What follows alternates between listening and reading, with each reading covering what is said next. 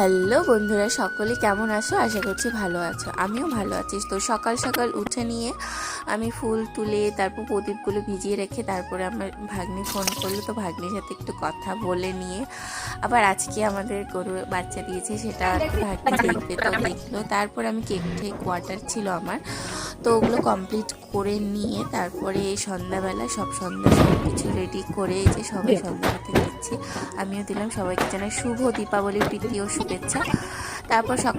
তারপরে আমি বের হয়ে পড়লাম, কারণ বড়মার মন্দিরে যাব, তাই আর কি রেডি হয়ে সবাই মিলে বার হয়ে যাচ্ছে। আর এখানে আমি একটু মানে ভাইয়ের বোমগুলো একটু ঢিল মারছি আর কি, এই জন্য ভয়ে এসে বলতেছে। তারপরে কাকি ওরা সবাই বলতেছে বউ বউ লাগতেছে, আমি হাইকে দিলাম আর কি। তারপর সোজা এখানে সবাই মিলে বের হয়ে পড়লাম, ভাই বোনু যতগুলো আছে বান্ধবী বান্ধবী সবাই মিলে বের হয়ে পড়লাম।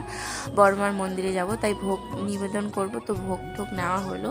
এই যে দেখো কি সুন্দর সাজিয়েছে, খুবই সুন্দর লাগছে বলার মতো না। আর আজকের দিনটা প্রচণ্ড পরিমাণে ভিড় হয়েছে। এখানে আমরা মোমবাতি ধূপকাঠি দেখালাম বড়মাকে।